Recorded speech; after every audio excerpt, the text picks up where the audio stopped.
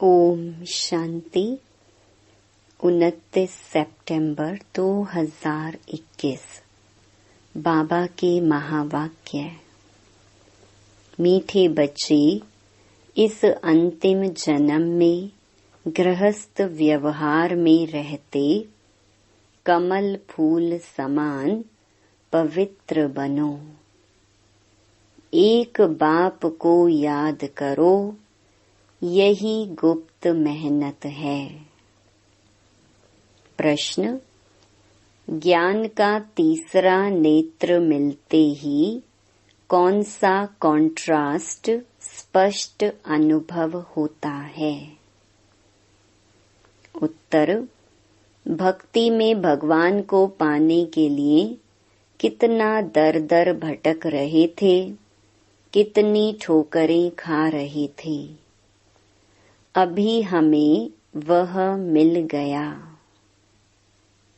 दूसरा, साथ साथ रहम आता। मनुष्य बिचारे अभी तक भी भटक रहे हैं, रास्ता ढूंढ रहे हैं। बाबा ने हमें भटकने से छुड़ा दिया। हम बाबा के साथ जाने की तैयारी कर रहे हैं। गीत। आज अंधेरे में है इंसान। ओम शांति।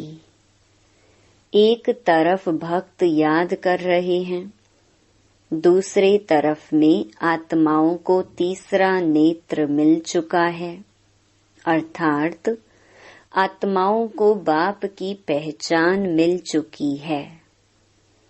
वह कहते हैं हम भटक रहे हैं। अभी तुम तो नहीं भटकते हो, कितना फर्क है।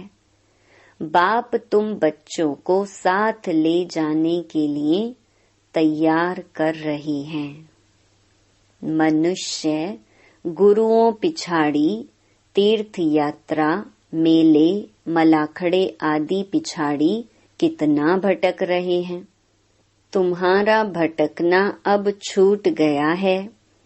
बच्चे जानते हैं, इस भटकने से छुड़ाने के लिए बाप आया हुआ है। जैसे कल्प पहले बाप ने आकर पढ़ाया था, वह राजयोग सिखाया था, हूबहू ऐसे पढ़ा रही हैं। बच्चे जानते हैं हम 5 विकारों पर जीत पा रहे हैं। कहा जाता है, माया जीते जगत जीत। माया 5 विकारों रूपी रावण को कहा जाता है। माया दुश्मन ठहरी। माया धन संपत्ति को नहीं कहा जाता। लिखना भी है 5 विकारों रूपी रावण व माया। तो मनुष्य कुछ अर्थ समझे, नहीं तो समझ नहीं सकते हैं। माया जीत जगत जीत। इसमें यादवों और कौरवों व असुरों और देवताओं की कोई बात नहीं। स्थूल लड़ाई होती नहीं है। गाया जाता है, योग बल से माया रावण पर जीत पाने से जगत जीत बनते हैं। तुम बच्चे जानते हो, जगत कहा जाता है विश्व को। विश्व पर जीत पहनाने लिए विश्व का मालिक ही आते हैं। वही सर्वशक्तिमान है। यह तो बच्चों को समझाया गया है। बाप को याद करने से ही पाप भस्म हो जाते हैं। मुख्य बात है याद की। याद करने से तुम्हारे से कोई विकर्म नहीं होगा और खुशी में रहेंगे। पतित पावन बाप आए हैं पावन बनाने, तो फिर हम विकर्म क्यों करें? अपनी संभाल करनी है। बुद्धि तो मनुष्यों को है ना। इसमें और कुछ लड़ने आदि की बात नहीं है। सिर्फ 5 विकारों को जीतने लिए बाप को याद करना बहुत सहज है। हाँ, इसमें मेहनत लगती है, टाइम लगता है। माया दीवा बुझाने लिए घड़ी घड़ी तूफान लाती है। बाकी इसमें लड़ाई की कोई बात नहीं है। वहाँ है ही देवताओं का राज्य, असुर कोई होते नहीं। हम हैं ब्राह्मण, ब्रह्मा मुख वंशावली। जो ब्राह्मण कुल के हैं वही अपने को ब्राह्मण समझते हैं। रूहानी बाप हम रूहों को बैठ ज्ञान देते हैं। ज्ञान सागर पतित पावन सदगति दाता एक ही है। वही स्वर्ग स्थापन करने वाला है। तुम बच्चों को तो बहुत खुशी होनी चाहिए। विलायत वालों को भी पता पड़ेगा। यह तो वही सिंध वाले ब्रह्मा कुमार कुमारियां हैं जो कहते हैं पैराडाइज श्रीमत पर स्थापन कर दिखाएंगे। आत्मा कहती है ना शरीर द्वारा। आत्मा सुनती है और डायरेक्शन पर चलती है। कल्प कल्प बाप ही आकर युक्ति बतलाते हैं। बाप है गुप्त, किसको भी पता नहीं पड़ता है। कितने ढेर मनुष्यों को समझाते हैं, फिर भी कोटों में कोई ही समझते हैं। तुम बच्चे अब समझते हो, हमारा ऑलराउंड पार्ट है। बाप ने समझाया है, तुम ही राज्य लेते हो और कोई ले ना सके। सिवाय तुम भारतवासियों के जो अभी अपने को हिंदू कहलाते हैं। आदमशुमारी में भी हिंदू लिख देते हैं। हम भल कुछ भी नाम दें, हम वास्तव में आदि सनातन देवी देवता धर्म के थे। वह दैवी धर्म भ्रष्ट, कर्म भ्रष्ट हो जाने कारण अपने को हिंदू कह देते हैं। हिंदू नाम क्यों पड़ा, यह भी कोई नहीं जानते। पूछना चाहिए, भला यह तो बताओ, तुम्हारा हिंदू धर्म किसने स्थापन किया? यह तो हिंदुस्तान का नाम है, कोई बता नहीं सकेंगे। तुम बच्चे जानते हो, अब ब्राह्मण देवता क्षत्रिय धर्म की स्थापना हो रही है। कहते हैं ब्राह्मण देवी देवता नमः। ब्राह्मण है सर्वोत्तम नंबर 1। वास्तव में स्वर्ग सतयुग को कहा जाता है। रामचंद्र के राज्य को भी स्वर्ग नहीं कहा जाता। आधा कल्प है राम राज्य, आधा कल्प है आसुरी राज्य। यह सब दिल में धारण करना है। अभी हमको स्वर्ग में जाने के लिए क्या करना है? पवित्र तो जरूर रहना ही है। बाप कहते हैं, बच्चे, काम महाशत्रु है। इन पर जीत पाकर पवित्र रहना है। इसीलिए कमल फूल की निशानी भी दिखाई है। गृहस्थ व्यवहार में रहते कमल फूल समान बनना है। यह दृष्टांत तुम्हारे लिए है। हठ योगी तो गृहस्थ व्यवहार में कमल फूल समान रह न सके। वह अपना निवृत्ति मार्ग का पार्ट बजाते हैं, गृहस्थ व्यवहार में रह नहीं सकते, इसीलिए घर बार छोड़ चले जाते हैं। तुम दोनों सन्यास की भेंट कर सकते हो। प्रवृत्ति मार्ग में रहने वालों का गायन है। बाप कहते हैं, गृहस्थ व्यवहार में रहते सिर्फ यह एक अंतिम जन्म हिम्मत कर कमल फूल समान पवित्र रहो। भल अपने गृहस्थ व्यवहार में रहो। वह सन्यासी तो घर बार छोड़ जाते हैं। ढेर सन्यासी हैं जिन्हों को भोजन देना पड़ता है। पहले वह भी सतो प्रधान थे, अभी तमो प्रधान बन गई हैं। यह भी ड्रामा में उनका पार्ट है। फिर भी ऐसे ही होगा। बाप समझाते हैं, इस पतित दुनिया का विनाश तो होना ही है। थोड़ी थोड़ी बात में ही एक दो को धमकी देते रहते हैं। अगर ऐसा नहीं होगा तो बड़ी लड़ाई लग जाएगी। तुम बच्चे समझते हो, कल्प पहले भी ऐसे हुआ था। शास्त्रों में लिखा है, पेट से मूसल निकले, यह हुआ। फिर होली में स्वांग बनाते हैं। वास्तव में है यह मूसल जिससे विनाश करते हैं। यह भी बच्चे जानते हैं, जो कुछ पास्ट हो चुका है वह फिर भी होना है। बनी बनाई बन रही, अब कुछ बननी नहीं। अभी तुम्हारी बुद्धि में सारा राज है, सिर्फ कहने की बात नहीं। किसको भी दोष नहीं दे सकते। ड्रामा में पार्ट है। तुमको सिर्फ बाप का पैगाम सुनाना है। यह ड्रामा तो अनादि अविनाशी है। भावी क्या चीज है वह भी तुम समझ गए हो। यह कलयुग अंत और सतयुग आदि का संगम नामी ग्रामी है। इनको ही पुरुषोत्तम युग कहा जाता है। आजकल बच्चों को पुरुषोत्तम युग पर अच्छी रीति समझा रही हैं। यह युग है उत्तम पुरुष बनने का। सभी सतो प्रधान उत्तम बन जाएंगे।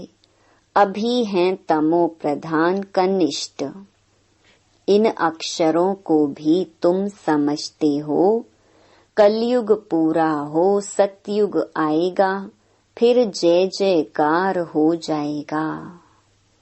कहानी सुनाई जाती है ना, यह है सहज ते सहज। झूठी कहानियां तो बहुत हैं। अब बाप खुद बैठ समझाते हैं। भक्ति मार्ग में तुम मेरी महिमा गाते आए हो। अब प्रैक्टिकल में तुमको रास्ता बताता हूँ सुख धाम और शांति धाम का। सदगति को सुख गति, दुर्गति को दुख गति कहेंगे। कलयुग में है दुख, सतयुग में है सुख। समझाने से सब समझेंगे। आगे चल समझते जाएंगे।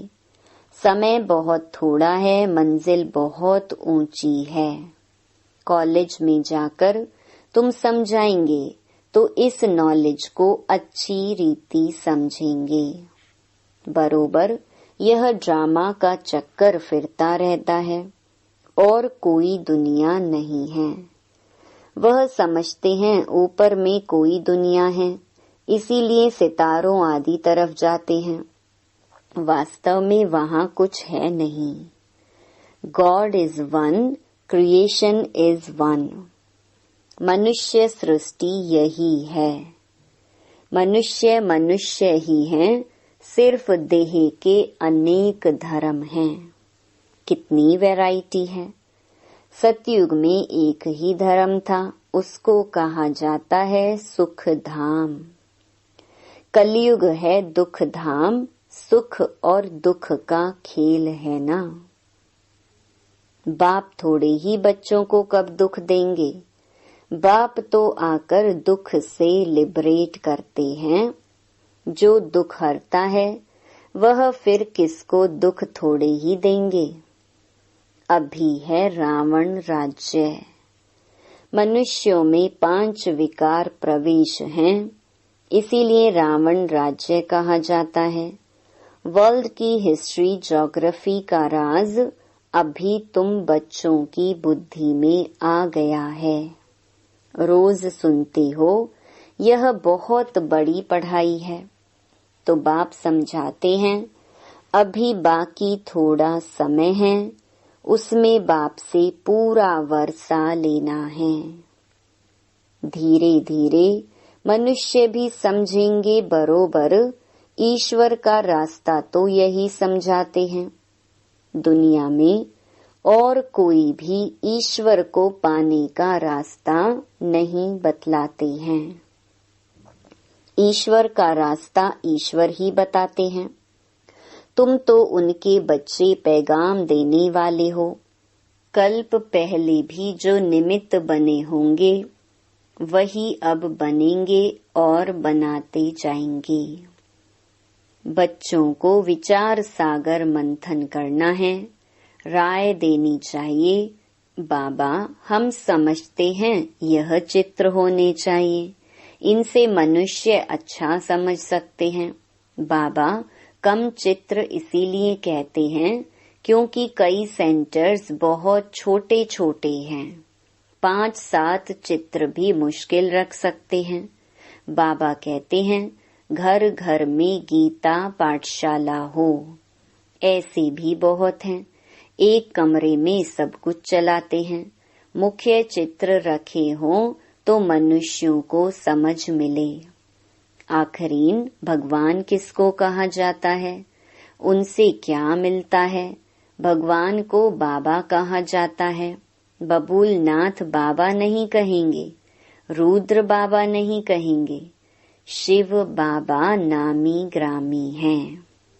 बाबा कहते हैं यह वही कल्प पहले वाला ज्ञान यज्ञ है। बेहद के बाप शिव ने यज्ञ रचा है। ब्राह्मणों की रचना की है ब्रह्मा द्वारा। ब्रह्मा में प्रवेश हो स्थापना की है। यह है ज्ञान राजयोग का। और फिर यज्ञ भी है जिसमें सारी पुरानी दुनिया की आहुति पड़ती है। एक वह ही बाप भी है, टीचर भी है, गुरु भी है, ज्ञान सागर भी है। ऐसा और कोई है नहीं। आजकल यज्ञ रचते हैं तो चारों तरफ शास्त्र रखते हैं, एक आहुति का कुंड भी बनाते हैं। वास्तव में है यह ज्ञान यज्ञ जिससे उन्होंने कॉपी की है। यहाँ कोई स्थूल चीज आदि तो है नहीं।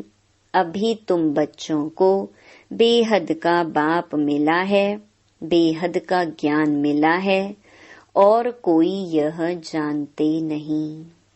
बेहद की आहुति पड़नी है, यह तुम जानते हो। पुरानी दुनिया खत्म हो जाएगी, वह तो खुशी होती रहती कि राम राज्य स्थापन हो, यह तो बहुत अच्छा है। परंतु वह तो जो स्थापन करेंगे वह अपने लिए ही करेंगे ना। मेहनत सब अपने लिए करेंगे। तुम जानते हो यह महाभारत लड़ाई भी इस यज्ञ से प्रज्वलित हुई है। कहाँ वह हद की बातें, कहाँ यह बेहद की बातें। तुम अपने लिए ही पुरुषार्थ करते हो। जब तक बाप को ना जाने वर्षा मिल ना सके। बाप ही आकर आत्माओं को शिक्षा देते हैं। तुम्हारा है सब गुप्त। आत्मा जो हिंसक बन गई है उनको अहिंसक बनना है। किसी पर क्रोध भी नहीं करना है। 5 विकार जब दान दें तब ग्रहण छूटे। इनसे ही काले हो गए हैं।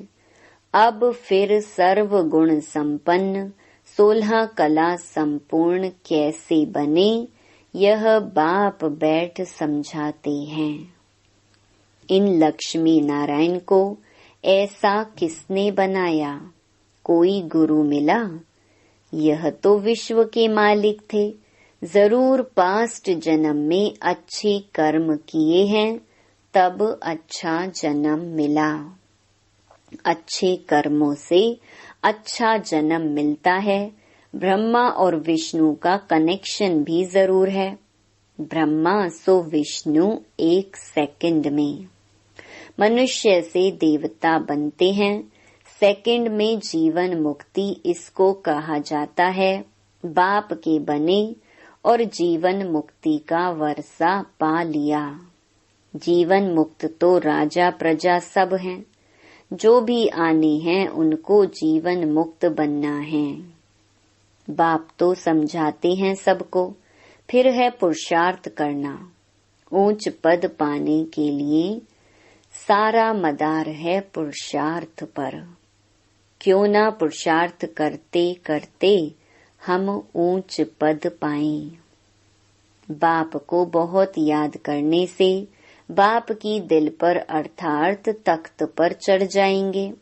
बाप कोई मेहनत नहीं देते हैं, अबलाओं से और क्या मेहनत कराएंगे। बाप की याद है भी गुप्त, ज्ञान तो प्रत्यक्ष हो जाता है। कहा जाता है इनका भाषण तो बहुत अच्छा है, परंतु योग में कहाँ तक है। बाप को याद करते हैं, कितना समय याद करते हैं।